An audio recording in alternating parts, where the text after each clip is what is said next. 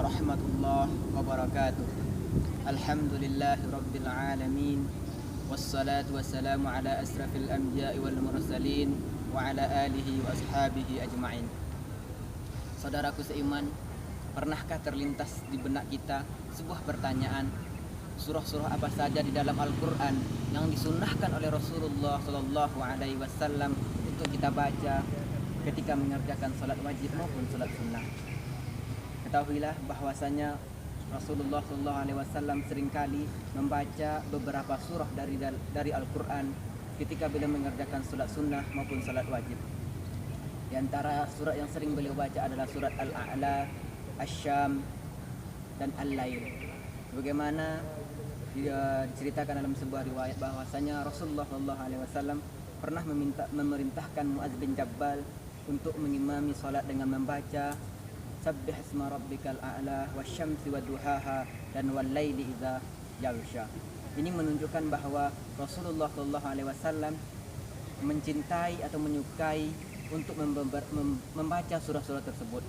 Kemudian juga diceritakan dalam sebuah riwayat yang diriwayatkan oleh Imam Ahmad bahwasanya Rasulullah ketika mengerjakan salat Id, beliau sering membaca Sabbih isma rabbikal a'la dan hal ataka hadisul ghasyiyah. Dan jika solat Id itu bertepatan dengan hari Jumat, beliau juga membaca kedua surat ini, baik di solat Id maupun di solat Jumat, sehingga kita bisa menjumpai di beberapa masjid imam yang sering membaca dua surat ini. Maka jangan tercengang melihat beberapa masjid yang sering membaca ini ketika solat Jumat. Ini merupakan sunnah dari Rasulullah SAW.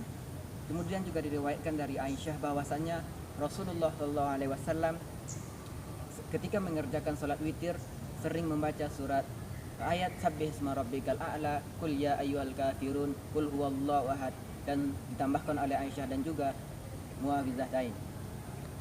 Dari beberapa riwayat yang menjelaskan tentang seringnya Rasulullah membaca Sabbih isma rabbikal a'la, kemudian inilah yang mendorong kami untuk menjelaskan tafsir surat tersebut oleh beberapa penafsir yang sangat terkenal di dunia Islam. Kami akan mencoba menafsirkan ayat ini dengan menggunakan tiga kitab tafsir klasik dan satu kitab tafsir modern. Yang pertama tafsir Ibnu Katsir, yang kedua tafsir Al-Qurtubi, dan yang ketiga tafsir Fi Dhilalil Quran karangan Syed Qutb.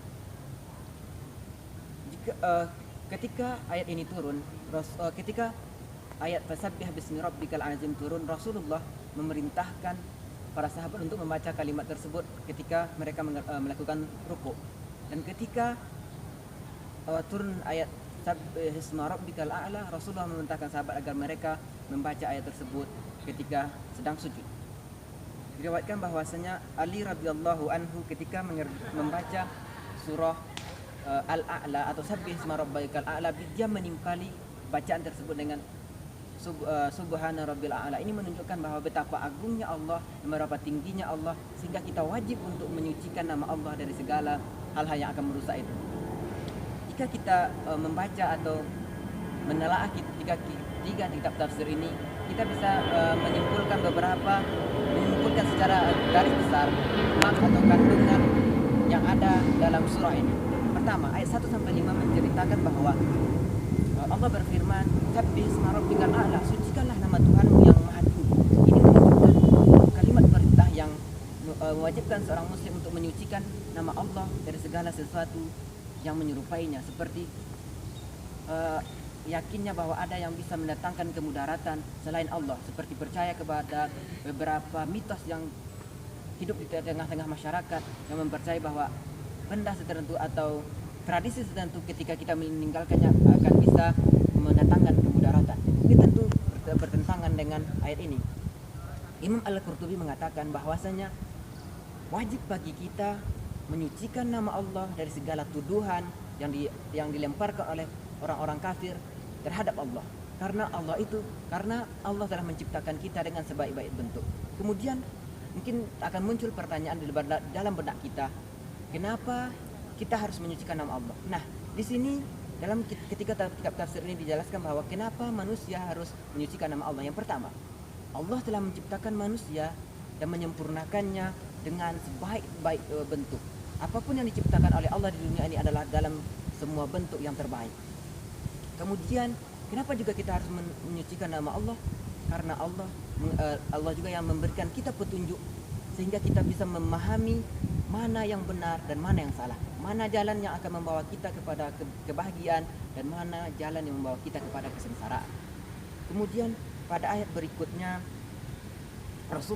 Allah menjelaskan bahwasanya Allah lah yang telah memberi petunjuk kepada manusia sehingga mereka itu mengetahui arah atau arah tempat yang mereka tuju itu dengan adanya bintang yang memberikan penunjuk arah bagi para musafir. Selanjutnya dalam ayat ini Allah mengatakan sanuqri'uka fala tansa, maka kami akan membacakan kepadamu dan kamu tidak akan lupa illa masya Allah, sehingga kecuali apa yang dikehendaki oleh Allah, sehingga kita melupakannya. Ini menunjukkan bahwa Allah memberikan kita pemahaman tentang suatu ilmu, baik ilmu agama maupun ilmu umum, maka Allah akan memberikan kita ingatan yang kuat kecuali sehingga kita tidak melupakan ilmu itu tersebut kecuali apa yang dikehendaki oleh Allah. Sehingga setelah kita memahami ilmu agama ataupun ilmu lain, kita kata Allah fazakir in nafa'ati zikra, sampaikanlah karena nasihatilah, karena nasihat itu selalu ada manfaatnya. Ketika kita telah memiliki ilmu agama, maka kita berkewajiban untuk menyampaikannya kepada orang lain, apalagi ilmu syariat. Karena tadi dalam ayat sebelumnya Allah telah menjelaskan bahwa Allah telah menunjukkan jalan yang lurus, syariat yang lurus, yang tiada kesesatan di dalam syariat yang tidak sempit, yang manusia ketika memahami syariat itu mereka akan berjalan di atas jalan yang benar. Sehingga ketika Allah telah memberikan kita petunjuk itu, maka kita diperintahkan untuk mendakwakannya.